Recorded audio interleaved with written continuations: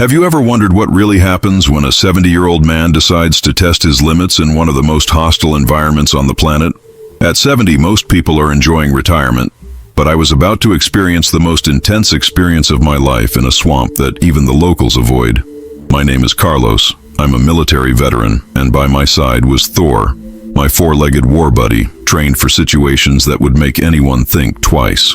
The sun was setting when we decided to take on this extreme survival challenge. 48 hours in the region's most dangerous swamp, armed only with the bare essentials and our decades of experience. Have you ever been there? That feeling of being about to cross a line from which there may be no return. That's exactly what I felt as I stepped onto the muddy, unstable terrain that would be our home for the next 2 days. But nothing, absolutely nothing, could have prepared me for what happened when darkness descended. Stay with me until the end, because what you're about to discover may surprise you in ways you never imagined. Around 10 p.m. on the first night, Thor began displaying a behavior I knew all too well from my military service. He was on high alert, his ears pricked, his body tense, his eyes fixed on the dense vegetation surrounding us. Then I heard it. Footsteps. And in that moment, in the darkness of the swamp, with only the dim light of a small flashlight and my faithful companion at my side, I knew we were not alone. The survival instinct that kept me alive in war zones was screaming that something was wrong. Very wrong. Thor growled softly, a sound I knew well, and which meant only one thing: imminent danger. I'm 72 years old and have lived in Anchorage, Alaska for over 4 decades. It may seem strange to many that a man my age still seeks adventures that would make 20-year-olds think twice, but let me tell you my story so you can understand why this passion for extreme challenges has never left me. I was born in 1953 on a small farm outside Fairbanks. My father was a World War II veteran and taught me from an early age that life has no mercy on the weak or the unprepared. I was the go-to guy when they needed someone to map inhospitable territory, establish escape routes in impenetrable jungles, or survive weeks in scorching deserts with minimal resources. This experience shaped not only my survival skills but also my philosophy of life. Never accept limitations imposed on you by others. I retired from the military in 1993 with the rank of Master Sergeant, but civilian life in Anchorage couldn't quench my thirst for adventure. The officer in charge of the military dog adoption program approached me because he knew my experience and thought I would be an ideal partner for Thor. The connection between us was immediate. Thor had been trained to detect explosives, track enemies, and work as a team with soldiers in combat situations. He understood commands in English and German, could work silently for hours on end, and had a keen instinct for detecting dangers that humans cannot perceive. We developed our own sign language, established silent communication protocols, and created training routines that kept our skills sharp. The question many people ask me is, why does a 72-year-old man still feel the need to put himself in extreme risk situations? The answer is complex, but I'll try to explain it as best I can. First, there's a physiological issue that few understand. During my military career, I developed an identity based on the ability to overcome impossible obstacles. When that identity is suddenly stripped away by retirement, many veterans face a severe existential crisis. For me, the challenges of survival became a way to keep alive the person I've always been, regardless of what age the calendar says I am. Third, there's an element of legacy and knowledge transmission. His sensory capacity complements my physical limitations due to age, while my experience and strategic knowledge compensate for his reliance on animal instincts.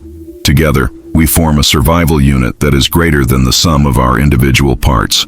When I decided to take on the 48-hour challenge in the Kenai Swamp, about 150 miles south of Anchorage, it wasn't on impulse or a thrill seeker. It was a calculated decision based on months of preparation and study. The Kenai Swamp is known locally as one of the most hostile environments in Alaska. During the summer, the region becomes a maze of stagnant water, dense vegetation, and dangerous wildlife, including grizzly bears, wolves, and swarms of insects that can make life unbearable. The choice of this particular location wasn't random. A military-grade survival knife, a basic first aid kit, fire-making materials, a small amount of rope, and minimal navigation equipment. I intentionally left out items that could make the challenge too easy, such as a modern GPS, processed food, or emergency communication equipment. For Thor, the gear included a reinforced tactical collar, a small veterinary first aid kit I'd learned to use, and 2 days' worth of emergency rations. There was no malice in his question, just genuine curiosity about the limits imposed by age. That question lingered in my mind for weeks. I began to wonder if I truly still had the skills and stamina to face serious survival challenges, or if I was living on memories of past glories. The only way to honestly answer that question was to put myself to the test under real-world conditions. Most importantly, the swamp is an unforgiving environment. One misstep can result in serious injury or death by drowning. A poor decision about water purification can cause debilitating diseases. An incorrect assessment of animal behavior can lead to fatal confrontations. It was exactly the kind of environment that would test not only my technical skills, but also my ability to make sound decisions under extreme pressure. Physical preparation for the challenge included months of progressively longer and more difficult hikes, specific exercises to strengthen muscles that would be most stressed while navigating marshy terrain, and mental training sessions to maintain focus and calm in situations of prolonged stress. More important than physical preparation, however, was psychological preparation. High temperatures would increase the risk of dehydration and exhaustion. Insects would be at their most numerous and active, and vegetation would be at its peak, making navigation even more difficult. The morning before the challenge began, I did a final check of all my equipment, mentally reviewed all the protocols Thor and I had practiced, and prepared myself psychologically for what I knew would be a definitive test of everything I had learned over a lifetime dedicated to survival in extreme environments. What I didn't know was that this challenge would become far more complex and dangerous than anything I had faced before, even during my years of active military service. The Kenai Swamp isn't named for nothing. Native people in the region, especially the Dena'ina, have avoided this area for generations, referring to it as the land that swallows men.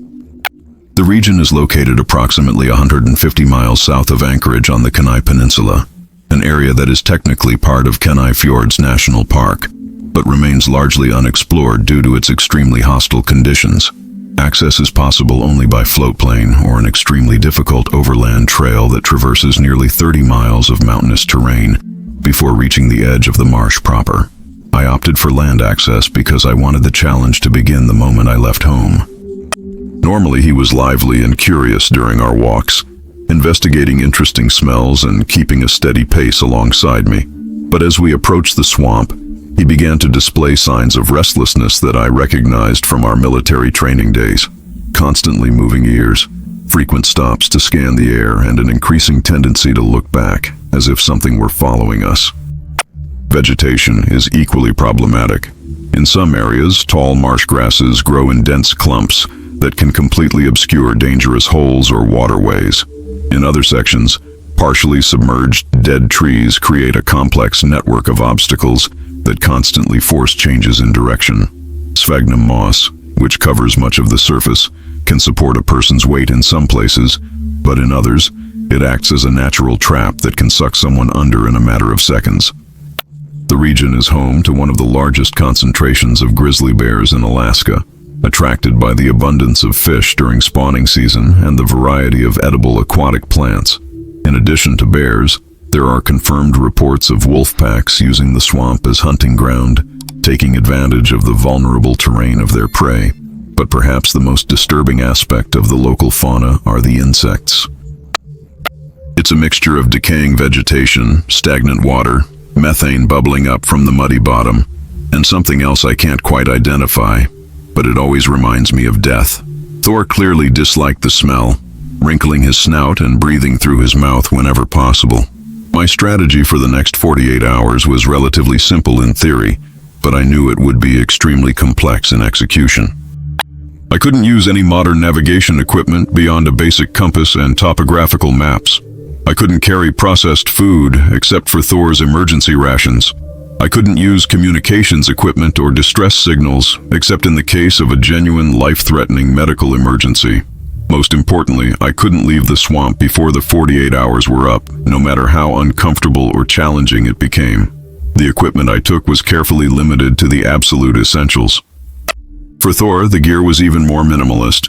His reinforced military tactical collar, which included a small compartment where I kept emergency veterinary supplies, and his 2-day military rations, which were highly concentrated and nutritionally complete. Thor had been trained to work through hunger and thirst when necessary, but I didn't want to push him unnecessarily, especially considering I'd need him alert and strong throughout the challenge. The sensation was immediately alarming, not just because of the surprise, but because I realized the water was much colder than I expected and had a strange, almost oily texture, suggesting high levels of decaying organic matter. Thor instinctively recoiled when he saw me sink, but quickly adapted and began carefully testing each step before putting his full weight on it. This was the first demonstration of how crucial our partnership would be over the next 48 hours. If he lowered his body and pointed his ears forward, it meant he'd detected movement or animal presence. If he quickly returned to me and stood still on my left side, it signaled immediate danger requiring defensive action.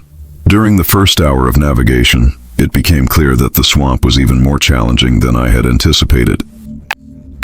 There was the obvious sound of bubbling water, wind through tall vegetation, and occasional splashes of fish jumping or other aquatic animals moving. But there were also sounds I couldn't quite identify. Sudden snaps that might have been twigs snapping or something more sinister. Whispers that might have been wind through reeds or something breathing nearby.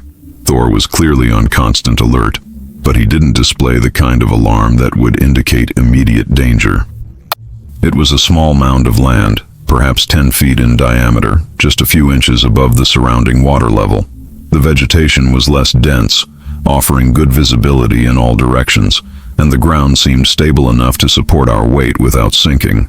I used the next 30 minutes to establish a basic defensive perimeter and fully assess our situation. Most importantly, there were no obvious signs of large predator activity in the immediate area, though that could change quickly. It was at this point, as I was organizing our gear and planning our next steps, that Thor suddenly became alert in a way I hadn't seen him do during the entire journey up to that point. His ears pricked up, his body tensed, and he began sniffing the air intensely in a specific direction. I followed his gaze and noticed he was focused on an area of dense vegetation approximately 50 meters north of our position. Initially, I saw or heard nothing unusual, but Thor's reaction was unmistakable. Something in that direction had captured his attention in a way we hadn't experienced since entering the swamp. But in the Kenai swamp, the approach of darkness brought a dramatic transformation to the environment beyond anything I had experienced before. During daylight hours, the swamp was challenging, but predictably so. He could see obstacles, assess the terrain, and make informed decisions about navigation and safety. But as darkness approached, I realized I was entering a completely different world, one where my sensory limitations would become exponentially more dangerous. In a marshy environment, this presents a unique challenge because the constant moisture makes it difficult to find dry fuel, and the humid breeze constantly blowing over the water can extinguish flames before they can properly establish themselves. Fortunately, my military experience had taught me specific techniques for dealing with these conditions. Each step required extra care. The chips had to be protected from the humid breeze. The larger fuel had to be gradually introduced so as not to smother the initial flames, and the entire arrangement had to be structured so that it could be maintained overnight without consuming our limited supply of dry fuel. Thor observed the entire process closely, but he also maintained constant surveillance of our perimeter. Besides the obvious dangers of bacteria and parasites, swamp water often contains high concentrations of tannins from decaying vegetation and other organic compounds that can cause serious digestive problems. I used my metal bottle to collect water from an area that appeared to have less visible debris, though I knew superficial appearance was deceiving when it came to microscopic contamination. As the darkness deepened, I began to notice subtle changes in the environment that gradually became more pronounced and disturbing. The first sign was a change in the quality of the sounds around us. During the day, the sounds of the swamp had been relatively constant. Water gurgling, wind through the vegetation, the occasional splash of aquatic life. But as night fell, these familiar sounds were gradually replaced by others that were less easily identifiable. Thor began displaying behaviors I recognized from our military service days, when we operated in territories where enemy presence was possible but unconfirmed. He alternated between periods of intense vigilance, where he would remain completely still with his ears pricked and focused in specific directions, and moments of restlessness, where he would constantly move around our small perimeter as if trying to gather sensory information from multiple angles. I followed his gaze and remained completely still for several minutes, using nighttime observation techniques I'd learned during my military career. The trick is to not look directly at where you suspect something is happening, but to use your peripheral vision, which is more sensitive to movement in low-light conditions. Initially, I detected nothing unusual. The dense vegetation about 50 meters away seemed static, and there were no obvious sounds coming from that direction that differed from the constant background noise of the swamp. But Thor maintained his defensive posture, and I had learned over the years to trust his senses, which were far more acute than my own. It was then that I heard the first sound that completely changed my perception of our situation. In survival situations, it's easy to let your imagination transform natural noises into threats, especially at night when your senses are limited. But the sound I heard had specific characteristics that clearly differentiated it from natural noises. It had been sudden, discreet, and had resulted in subsequent silence, as if something conscious had realized it had made a noise and was now trying to move more silently. Most importantly, I established a silent communication system with Thor that would allow us to coordinate actions without making any noise that might reveal our position or intentions.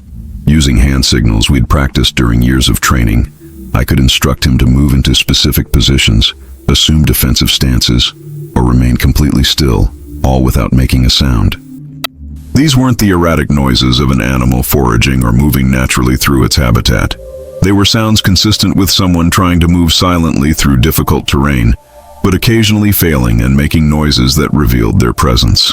The sounds seemed to come from multiple directions, initially from the northeast where we had first detected activity, but gradually expanding to include positions north and northwest of our camp.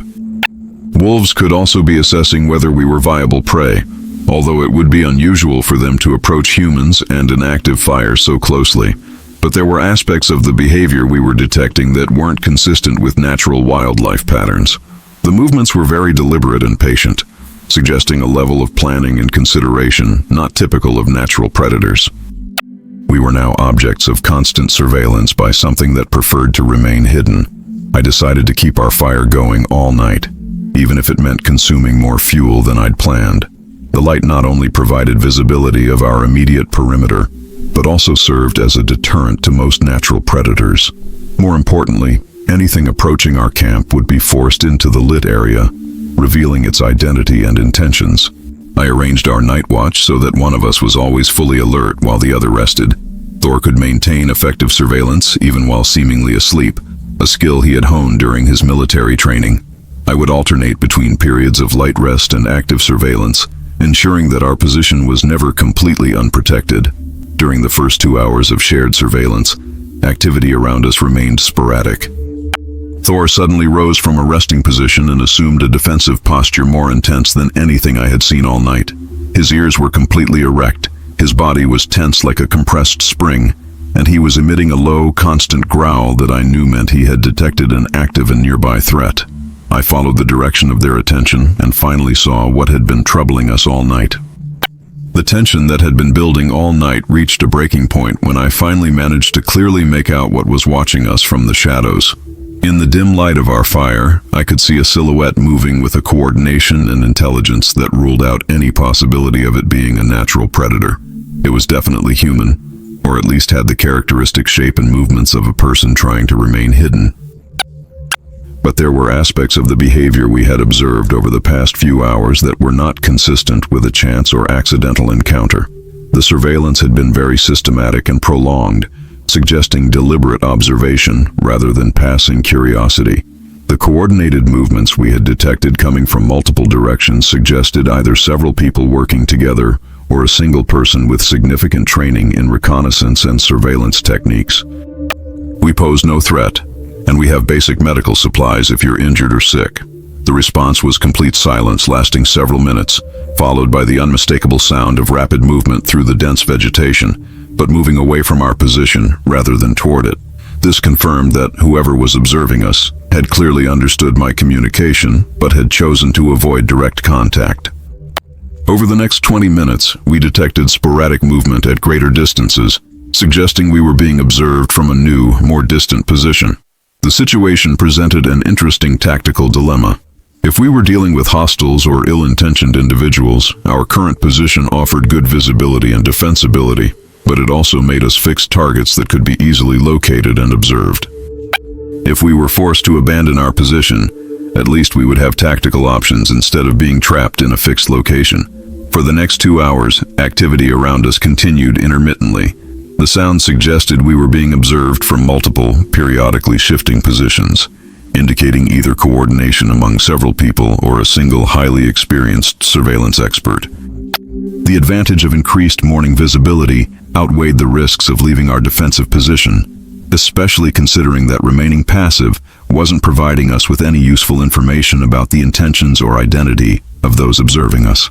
I arranged our gear so we could move quickly, but I left non-essential items at our original campsite to give the impression we planned to return. This would serve both as an indication of peaceful intentions and as a way to preserve important supplies in case we were forced to make a hasty retreat. Thor and I began a systematic reconnaissance of the area where we had detected the greatest concentration of activity during the night. We used silent movement techniques we had practiced during years of training, alternating between periods of rapid movement through open terrain and careful observation from covered positions. They were from high-quality military or hiking boots, with a sole pattern that indicated professional equipment rather than casual footwear. More importantly, the spacing and depth of the footprints suggested controlled and deliberate movement, consistent with someone trained in silent movement techniques. Following the trail of footprints, I discovered additional evidence that confirmed we were dealing with someone with significant training in field operations.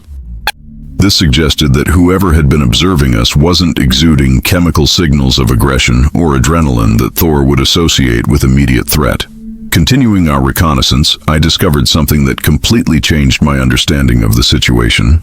At an elevated position approximately 60 meters from our original camp, I found evidence of a temporary observation post that had been established in an extremely professional manner. What made this discovery even more intriguing was finding evidence that the position had been occupied for several hours, possibly throughout the night. There were equipment marks suggesting the person had binoculars or some kind of optical equipment, and impressions indicating a backpack or organized field equipment. Even more disturbing, I found evidence suggesting that this was not the only observation position that had been established.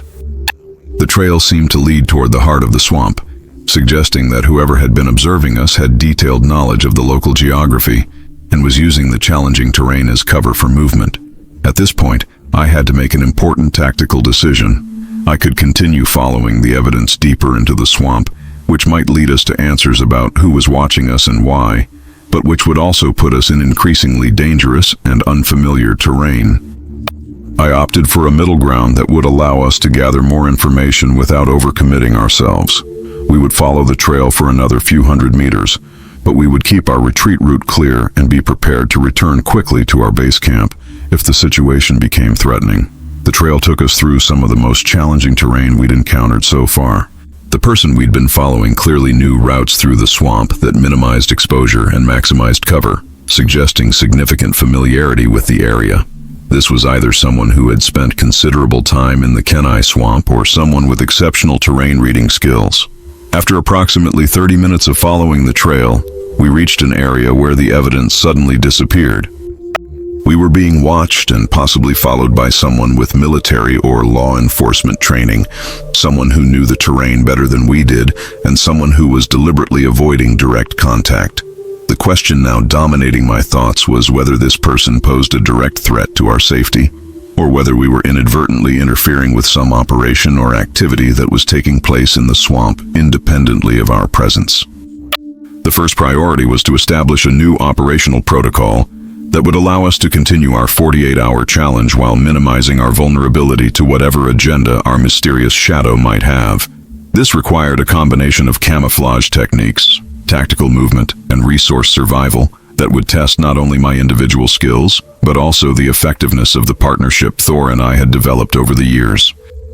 Upon arriving at camp, I immediately began rearranging our equipment and position to maximize tactical advantages. The location I had originally chosen for its elevation and visibility now proved overly exposed for a situation where stealth and mobility were priorities. I needed to find a balance between defensive security and rapid movement capabilities. The camouflage technique I decided to implement was based on the military principle of blending into the natural environment without creating obvious disturbances that could be detected by trained observers. In the swamp environment, this meant using the dense vegetation, the light and shadow patterns created by the irregular canopy, and the naturally broken terrain to obscure our exact position.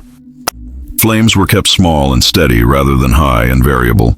Fuel was carefully selected to produce minimal smoke, and the entire setup was positioned so that trees and natural vegetation provided visual cover from multiple directions. Thor watched this entire process closely, and I could see he understood we were shifting to a more serious operational mode. When you're trying to minimize your visual and auditory signature, standard methods of boiling water in metal containers can create noise and steam that reveal your position to distant observers. I developed a purification technique I learned during operations in hostile territory that minimizes these signatures. Instead of boiling water directly, I used a combination of heated stones and improvised filtration that could be performed silently and without creating visible steam. The process began by selecting non-porous stones the size of closed fists and heating them over our low-temperature fire until they were hot enough to create steam when placed in water. While the stones heated, I prepared a multi-stage filtration system using materials readily available in the swamp environment. The first layer of the filter consisted of clean sphagnum moss, which is naturally antibacterial and excellent at removing large particles and some chemical contaminants. The water was then slowly poured through the system, collected in our clean container, and finally treated with the hot stones for sterilization. The result was water that was not only safe to drink, but had been purified through a process that created no visual or auditory signals that could reveal our location. Many aquatic and semi-aquatic plants can be nutritious and safe in certain parts of the plant or at certain times of the year, but toxic or indigestible in other circumstances. During my military career, I had learned botanical identification techniques specific to different biomes, including swampy environments like the one we were facing in the Kenai. Cattail roots are also edible and nutritious, but require careful preparation to remove indigestible fiber. I also found several varieties of aquatic plants in the Potamogetonacea family, whose young leaves are edible and provide important vitamins. More importantly for our current situation, I've identified several plants with medicinal properties that could be helpful if we face injury or illness during the remainder of our challenge. Sphagnum moss, in addition to its filtration properties, is naturally antiseptic and can be used as an emergency dressing. Some varieties of willow contain aspirin-related compounds that can help with pain and inflammation. Collecting these plants needed to be done in a way that didn't create obvious patterns that could be detected by our mysterious observer. During his military training, he had learned to distinguish between plants that were safe for human consumption and those that could be harmful, a skill that proved invaluable during our training expeditions. Navigating a marshy environment without modern equipment presents unique challenges that test both theoretical knowledge and practical skills developed through years of experience. During the day, I could use the sun's position and shadows to maintain general orientation, but accurate navigation required constant attention to subtle details of the environment. One of the most useful techniques in a marsh environment is reading water drainage patterns to understand the general topography of the area. Water always flows downhill, so observing current directions, even at very slow currents typical of marshes, allows you to determine which directions lead to lower or higher elevations. This can be crucial for finding escape routes or drier camping areas. Another essential technique is to use vegetation as an indicator of soil conditions and direction.